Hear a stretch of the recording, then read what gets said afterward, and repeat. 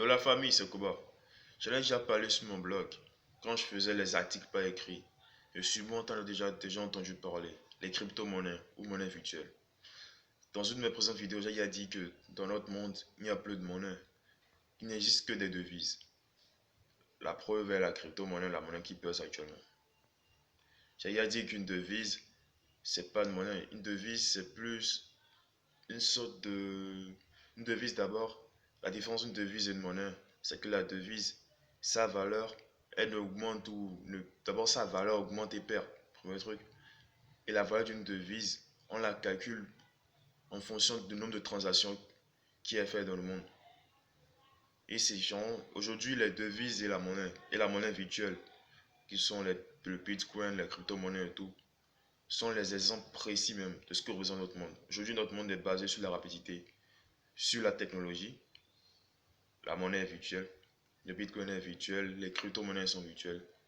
Et sur le nombre de transactions.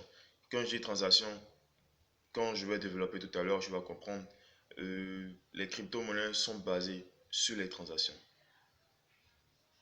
Bref, c'est quoi la crypto-monnaie? La crypto-monnaie ou monnaie virtuelle,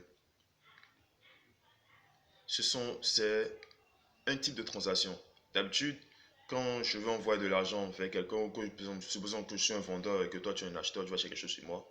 D'habitude, au pire des cas, genre, soit on prend l'argent qui vient de la banque, ou bien on va à la banque. Supposons que tu es allé à la banque, et tu as déposé l'argent sur mon compte. Supposons que c'est un gros transfert. Tu as 1 million, 2, 3, 4, des milliards, millions de dollars. On va à la banque.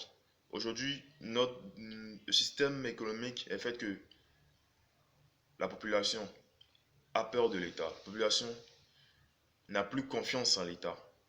Et c'est là qu'est venue les crypto-monnaies. Les crypto-monnaies, c'est un système de transaction où j'envoie de l'argent peer-to-peer, égal à égal, de moi à toi, mais que l'État ne sera pas au courant de cette transaction. L'État il n'y aura aucune autorité. D'habitude, quand on fait des transactions, la banque représente l'État, représente l'autorité. Cette fois-ci, il n'y a pas d'autorité. Et c'est pour marquer qu'il n'y a plus de confiance entre les peuples et l'État. Premier truc.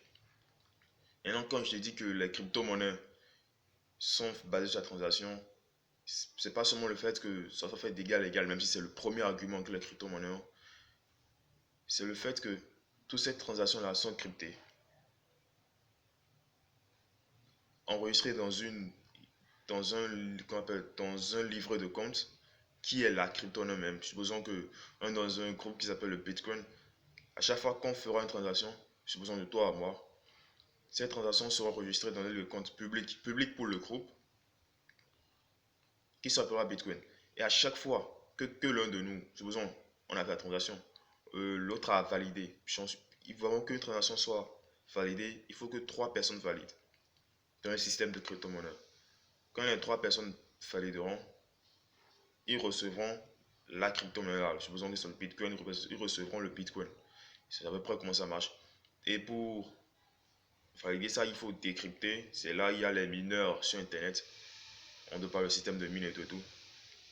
Tu démines, c'est-à-dire tu décryptes une transaction, tu permets au système d'évoluer. À chaque fois que tu décryptes, en fait, c'est pour montrer que le système n'est pas évolué. Tu permets au système d'évoluer et là, tu reçois des crypto-monnaies, tu reçois de la monnaie qui est sur ce qu'on appelle un wallet. C'est un wallet, bon, en anglais, l'anglais est compliqué avec moi.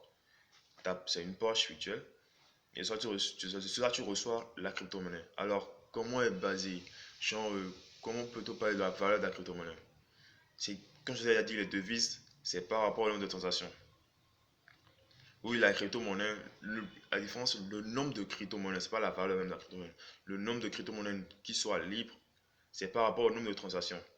Tout à l'heure, il a dit qu'on décrypte. C'est une des manières d'avoir la crypto-monnaie. Supposons que c'est le Bitcoin. C'est une manière d'avoir ces crypto-monnaies-là. Alors, qu'est-ce qui fait la valeur même? Pourquoi on dit aujourd'hui qu'un Bitcoin vaut 1000 $ et tout et tout? C'est simple. Premièrement, c'est la rareté. Le fait qu'on ait vendu ça en mode égal à égal, je dis bien la rareté, le fait qu'on ait vendu ça en mode c'est égal à égal, il n'y a pas d'état. C'est rare.